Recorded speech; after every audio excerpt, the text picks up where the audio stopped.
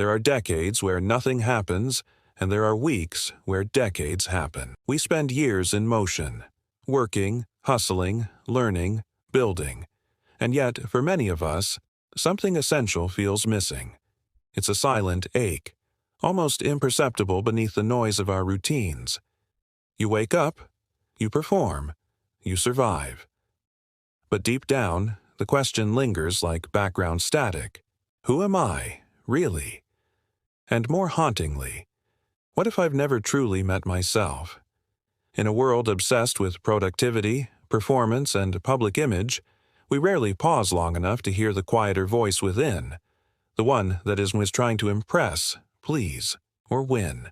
It just is, and often it's buried. This script is not about changing who you are, but about remembering. Because life doesn't truly begin when you get your dream job, fall in love, or move to another city. Life begins when you meet the person you've always been, beneath the layers, the roles, the survival strategies. When you find yourself, not the curated self, not the expected self, but the real, trembling, alive core. You stop merely existing. You begin to live. This is not a new revelation. For as long as humans have walked the earth, we've asked, "Who am I?" The oracle at Delphi in ancient Greece famously inscribed, "Know thyself." The Upanishads whispered of the Atman, the inner self, beyond the body and mind. Sufis spoke of dying before death, a poetic metaphor for ego dissolution and soul awakening. Across civilizations, the path to self-discovery has always been the true pilgrimage. And yet, in modern life, we've strayed. We confuse identity with performance. We chase validation instead of alignment. We call rest laziness and introspection weakness. In this rush, many live entire lifetimes disconnected from their inner truth. Functioning, yes, but not fully alive. So this exploration is both ancient and urgent. We're not just talking psychology or philosophy, we're talking about your life, the one you're quietly yearning to live with more clarity, purpose, and depth. In this journey, we'll dive into the historical roots of the search for self, the psychological patterns that shape us, and the subtle but profound shift that occurs when you finally meet yourself, not as an idea, but as an experience. It's not a clean process. It's raw, sometimes painful, often disorienting. But it's the most important journey you'll ever take, because life doesn't begin when you finally get it all together. It begins the moment you stop pretending, the moment you find yourself, the moment you come home. To understand the profound importance of finding yourself, we need to look back, not just through psychology books or self-help guides, but through the long, winding corridors of human history. Because this longing to know who we are is not a modern invention. It is the timeless human concern. It is older than cities, older than writing, older even than religion. And wherever humans have existed, they've searched for themselves. What does it mean to find yourself? At its core, this phrase points to an inner alignment, a moment when your actions, values, identity, and purpose finally feel like they're in the same room. It's not about inventing a new self, but uncovering a buried one. A self not shaped entirely by fear, duty, or imitation, but one that feels deeply, unmistakably, like you. But this idea didn't always look the way it does now. In ancient tribal societies, identity was more communal than individual. Who you were depended on your tribe, your lineage, your role. The idea of a separate inner self was less pronounced. And yet, rites of passage, vision quests, initiations, isolation in nature were practiced across indigenous cultures. Why? Because they symbolized a moment when the boy became the man, the girl became the woman, when the outer identity met the inner reality.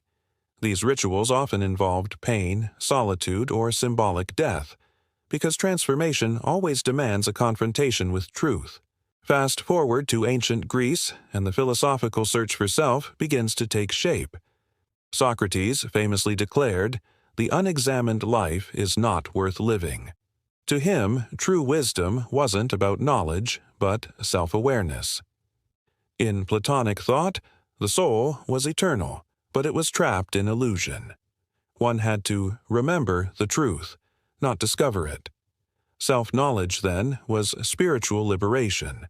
Across the world, in ancient India, the Upanishads were already exploring similar ideas. The self, Atman, was not the personality, not the body, not the mind. It was the divine core, the piece of the universe lodged within. Tat Tvam Asi, you are that, was the invitation. To find yourself was not simply to know your desires, but to pierce the veil and see your infinite nature. In Buddhism, the quest flipped again. The self was seen as a collection of passing phenomena, impermanent and empty. True freedom came not from discovering the self, but from realizing its illusion. This wasn't nihilistic, but liberating. By no longer clinging to a fixed identity, one could experience deeper peace and compassion. Then came Christian mysticism, where the inner self was seen as the image of God, hidden beneath sin and ego. Saints like Augustine and Teresa of Avila spoke of the inner castle, the sacred interior that must be traveled to know God and oneself. Here again, the journey inward was the path to transformation. Throughout history, poets, mystics, and rebels have returned to this theme. Rumi, the Sufi poet, wrote, "You wander from room to room, hunting for the diamond necklace that is already around your neck." It's no coincidence that the word identity comes from the Latin idem, meaning the same. To find your identity is not to become someone new. It is to return to the same self you've always been, under the layers of who you thought you had to be. But not all societies embraced this inner search. With the rise of industrialization and modern capitalism, identity became more externalized. Who you were began to depend on your productivity, your status, your ability to conform. The factory worker, the office employee, the model citizen, each became roles to fill, masks to wear. The soul became something inconvenient, even inefficient. By the 20th century, psychology began to reawaken this lost conversation. Carl Jung warned that modern man was in danger of losing his soul in a sea of conformity. He introduced the idea of individuation, the lifelong process of integrating all parts of the psyche, including the unconscious, to become a whole self. Jung argued that many mental illnesses stemmed from a lack of meaning, a disconnect between the outer life and inner truth. Today, in the age of social media, identity is more curated than ever. We perform rather than live. We know how to edit ourselves, but not how to listen to ourselves. We know how to build a brand, but not how to build a soul.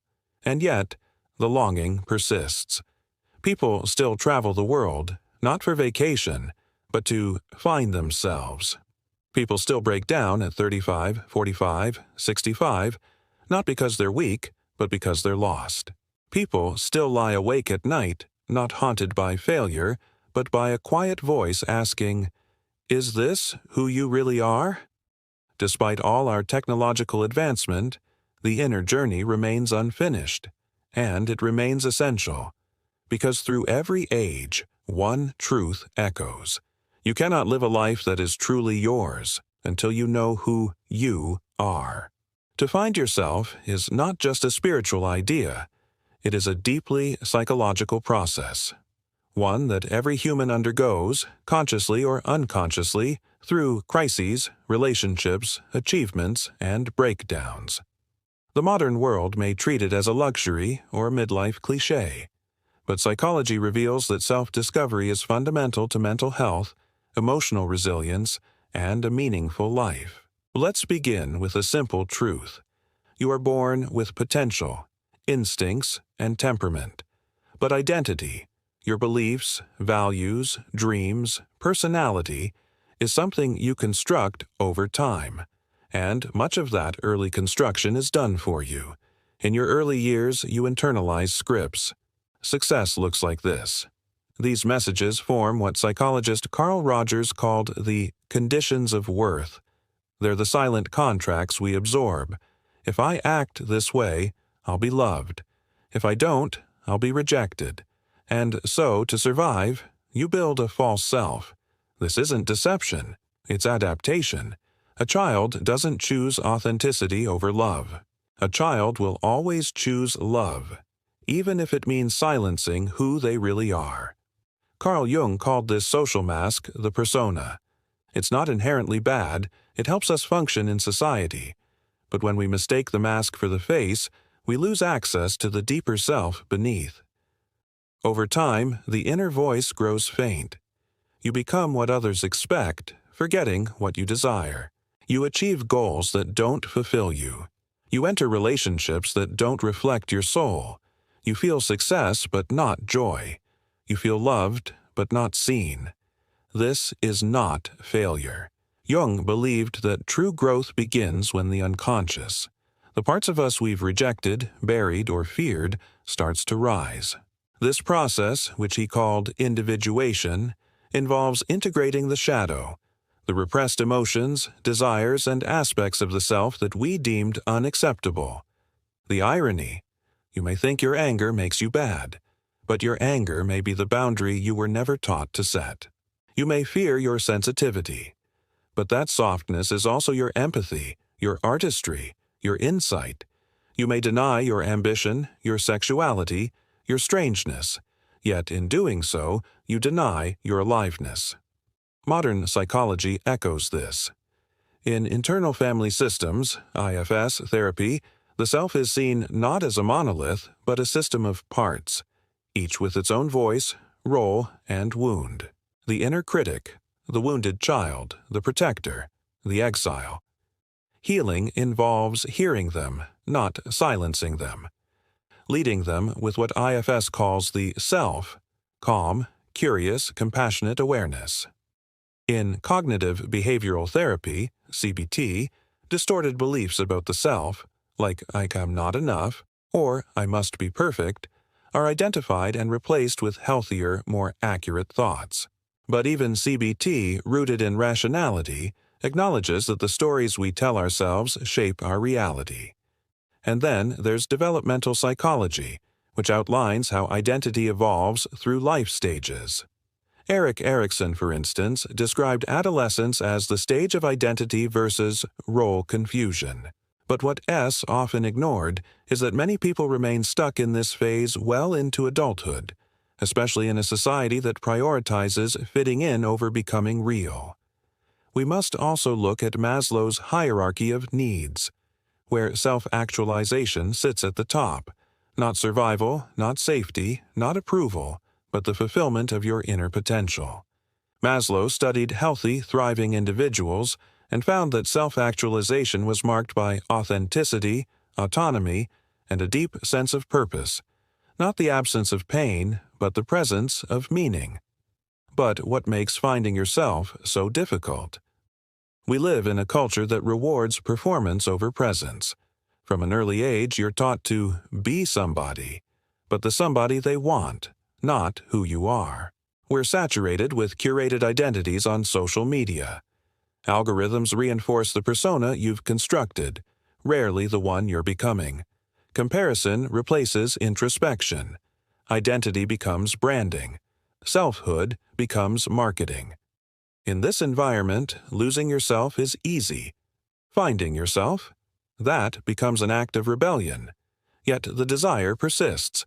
It shows up in the therapist's office, in the break from a toxic career, in the pause after heartbreak, in the loneliness of success, in the middle of the night when everything you've built feels strangely hollow.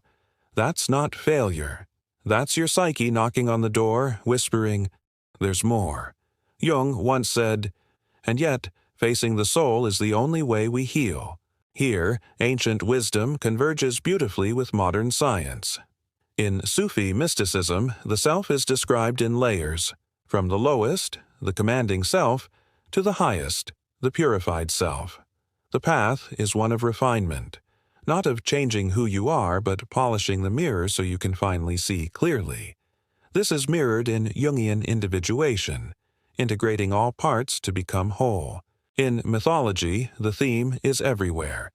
The hero doesn't start the journey by finding treasure, but by finding himself. Think of Odysseus, lost at sea for years, not just across oceans, but in his identity. Or the Buddha, leaving his palace not to escape suffering, but to understand its source. These stories endure not because they're ancient, but because they're true in every age. Even in contemporary neuroscience, we now know that the brain is wired for meaning-making. The default mode network, the part of the brain active during rest and introspection, plays a key role in self-reflection and the construction of identity. The ability to look inward is not just poetic, it's biological. But perhaps the most powerful confirmation comes not from books or labs, but from experience. When you begin to shed what is false, when you start saying no to roles that don't fit, to voices that aren't yours, to dreams that aren't aligned, something inside you softens, and something else strengthens. You begin to walk differently, speak differently, love differently, because you are no longer performing life. When you live disconnected from who you truly are, the pain may not always scream. It often whispers. It shows up in quiet forms: restlessness, numbness, anxiety without a name, a successful career that somehow feels empty, a loving relationship where you feel unseen, days that feel full but never fulfilling. You're surrounded perhaps by people, and yet you feel like a ghost in your own life. This is the cost of not finding yourself. Psychologically, it's like trying to run a program without knowing the operating system. You're functioning, but not aligned, and over time, misalignment breeds exhaustion. 1. Emotional and mental toll. Let's begin with the emotional impact. The absence of a solid sense of self often leads to chronic self-doubt. You second-guess your choices. You look to others for validation, even about your deepest desires. You feel like an imposter, not just at work, but in your own skin. This isn't mere insecurity, it's identity confusion. In therapy, people often come with surface issues: burnout, breakups, panic attacks. But peel back the layers, and the core pain is often the same. I don't know who I am anymore. When your external life outpaces your inner development, you become what Jung called over-adapted. You know how to fulfill roles, keep peace, play the game, but inside there's a deep hunger, a loss of vitality. Depression can creep in, not as mere sadness, but as soul suppression. You're not grieving an event. You're grieving yourself. 2. Impact on relationships. When you don't know yourself, it's hard to connect deeply with others. Why? Because intimacy requires authenticity. And if you're always shape-shifting to please, or hiding behind masks, others can't find the real you, even if they want to. You may attract relationships that mirror your confusion, partners who also don't know who they are, or who project their needs onto you. You may overgive to be loved, or withdraw to protect the parts you've never dared to reveal. And if you've built a life around a false self, true intimacy may feel threatening. Because to be loved for who you are, you must first risk being who you are. This is why the journey of self-discovery often causes relational tremors. Friendships fade. Marriages face tension. You start saying no more often. People get confused. You're not as agreeable, as compliant, as predictable. That's okay. Growth disturbs the comfortable before it liberates the soul. 3. Career, calling, and the inner void. Then there's the professional world. In a society that often measures you by productivity, it's dangerously easy to lose yourself in your job title. You become the lawyer, the entrepreneur, the caretaker. These identities serve a purpose, but they are not your essence. Many people climb ladders only to realize the wall was leaning on the wrong building. They reach a peak, and instead of joy, they feel panic. Is this it? The inner voice you silenced years ago starts to return. You used to love writing. You always dreamed of working with your hands. You were never meant to stay this small. But you buried those truths. Why? Because they weren't practical, or they scared you, or no one ever gave you permission. When you neglect your authentic self in your career, you don't just risk burnout. You risk spiritual starvation. As Viktor Frankl wrote, life is never made unbearable by circumstances but only by lack of meaning and purpose. And meaning does not come from what you do. It comes from doing what aligns with who you are. 4. The cultural shadow. Zooming out, there's a larger societal cost. A culture filled with people disconnected from themselves becomes a culture of projection, consumption, and distraction. You can see this in how we escape, into screens, noise, perfectionism. We numb the dissonance. But the dissonance doesn't go away. It becomes the collective anxiety we all feel. It's not just about mental health, it's about soul health. In a culture that celebrates speed, the inner life moves slowly. But it is that very slowness, reflection, solitude, honesty, that leads to real change. We must remember there is no app for self-discovery, no shortcut, no algorithm. And yet, this has always been true. 5. Reflections in history and myth. Across time, those who lost themselves often became the ones who transformed society, or tore it apart. Take Dr. Jekyll and Mr. Hyde, a story that is less about good and evil and more about repression and the shadow. Jekyll tries to maintain a perfect image while hiding his darker impulses.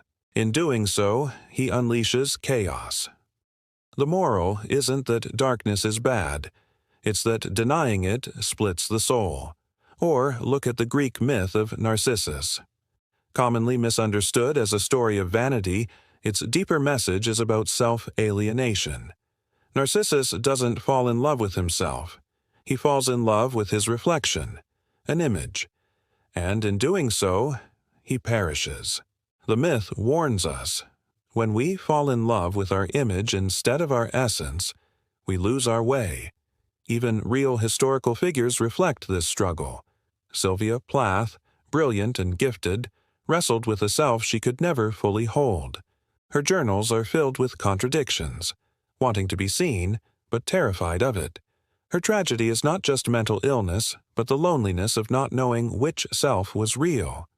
On the other side, you have people like Nelson Mandela, who spent 27 years in prison, stripped of all titles, status, and freedom.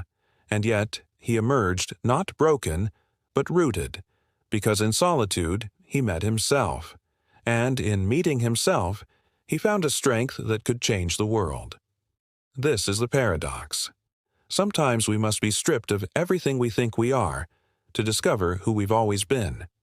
Pause and reflect. Where in your life have you been performing rather than being?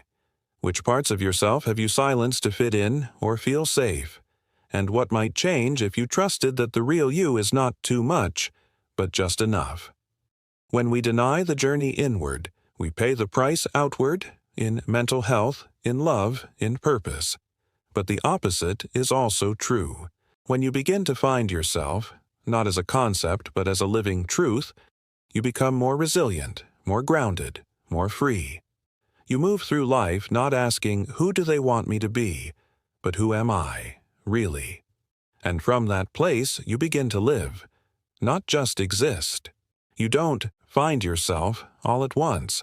It doesn't arrive as a bolt of lightning or a magical epiphany. It arrives in layers, like peeling away the old wallpaper of who you thought you had to be, like sitting with silence long enough for your real voice to return. It's not a sprint toward truth. It's a homecoming, and like any homecoming, it begins with simple steps. 1. Create silence to hear your soul. The first step is radical in our overstimulated world. Make space. You cannot remember who you are while you are constantly trying to keep up, perform, or please. Turn off the noise. Set boundaries with your devices. Go for walks without music. Let boredom arrive. Boredom is not the absence of stimulation. It is the beginning of awareness. As Blaise Pascal once wrote, all of humanity, S. Problems stem from man. S. Inability to sit quietly in a room alone. Solitude is not loneliness, it's listening. 2. Practice inner listening, journaling, and dialogue. Modern psychology meets ancient wisdom in one timeless practice, writing to know thyself. Start a daily journaling ritual, not to track productivity, but to track authenticity. Ask simple questions. What am I feeling right now? What part of me is speaking? My fear, my truth, my inner child. When today did I feel most alive? When did I shrink? This is where internal family systems, IFS, can be transformative. Begin naming the parts of you. The inner critic, the people pleaser, the wounded child, the dreamer. Don't exile them. Dialogue with them. Ask what they want, what they fear.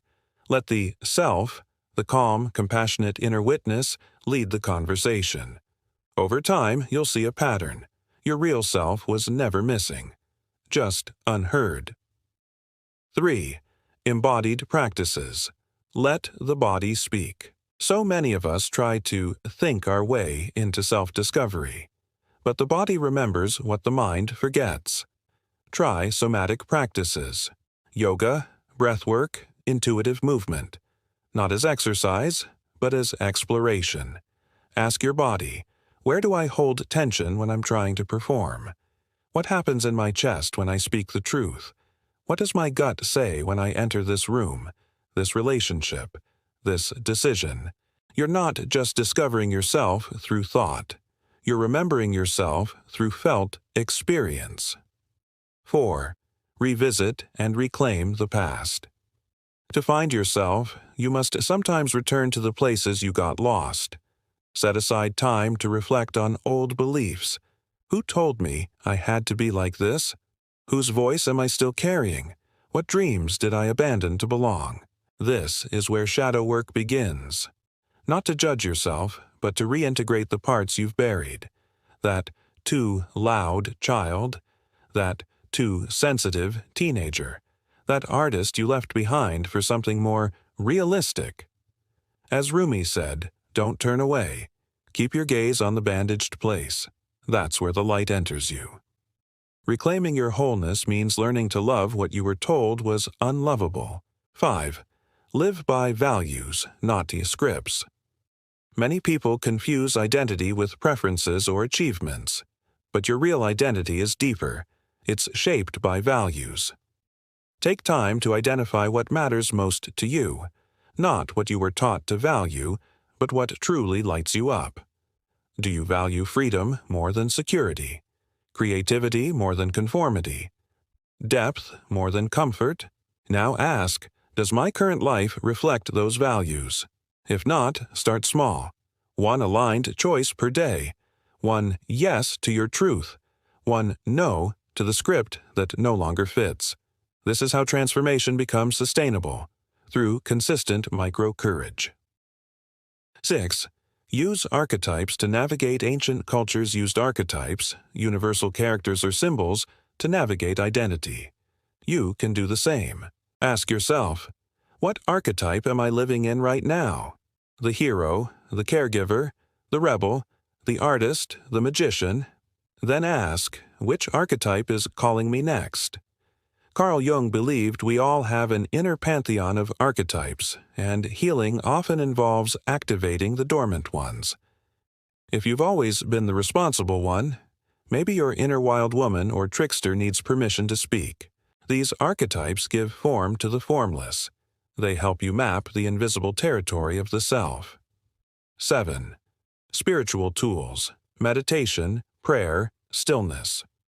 Whether you follow a faith tradition or not, connecting to something beyond the ego is essential. It could be God, nature, the universe, or simply the larger field of awareness. Meditation, especially when approached gently, helps you see the thoughts, identities, and emotions that arise and not become them. You are not the storm. You are the sky holding it. Contemplative prayer, used by Christian mystics, is another powerful tool. Not asking for things, but simply resting in presence. As Thomas Merton said, "To be a saint means to be myself." In Sufi practice, the remembrance of God, dhikr, is often a practice of returning to essence, a reminder that the ego is temporary, but the soul is eternal. Finding yourself is not just psychology, it is spiritual reclamation. 8. Seek witness, not rescue. Lastly, surround yourself with people who see you, not who mold you. That might mean therapy, support groups, mentors, or simply honest friendships. You don't need to be rescued. You need to be witnessed. There's something sacred about being in a space where you can say, "This is who I am, and here, I see you, and I still choose you." We heal in relationships, but only when those relationships are rooted in truth.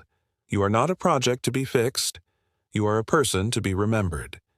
Every act of alignment, no matter how small, brings you home.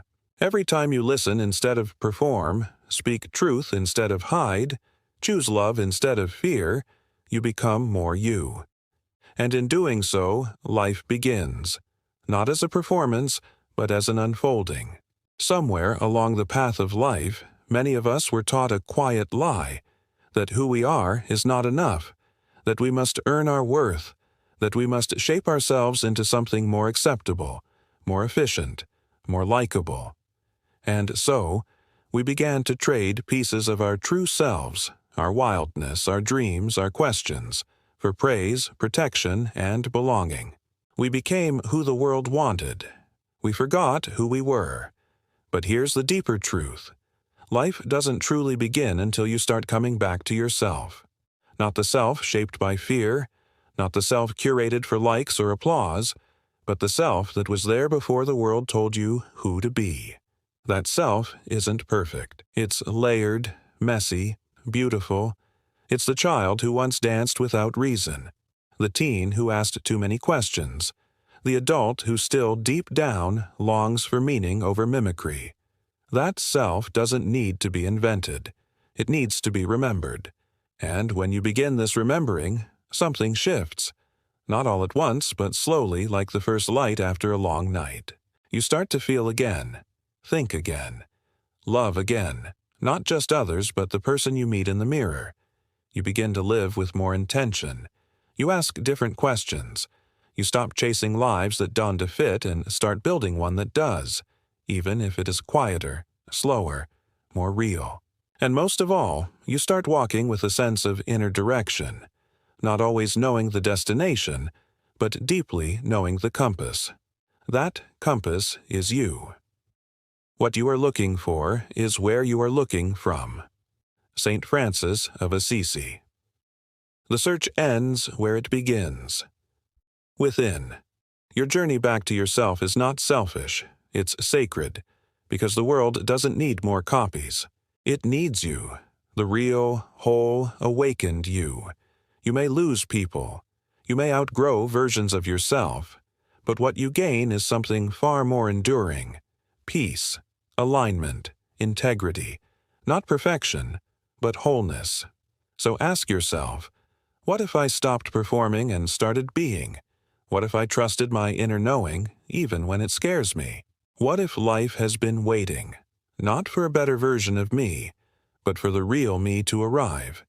Because when you find yourself, you don't just wake up, you wake your life up, and that is when everything begins. If this message spoke to something deep in you, if it felt like a mirror, or maybe even a gentle nudge back to who you really are, then I invite you to subscribe. This channel isn't a tea here to sell you perfection or give you 5 easy steps to fix your life. It's here for the quiet revolution, for those who are done performing, done pretending, and ready to come home to themselves. Every week, we dive deeper into psychology, philosophy, ancient wisdom, and raw human truth. If you're on a journey to remember who you are, you don't have to walk it alone. Subscribe, and let's keep walking together, one real step at a time. Because the world needs more people who are fully themselves, and maybe it starts with you.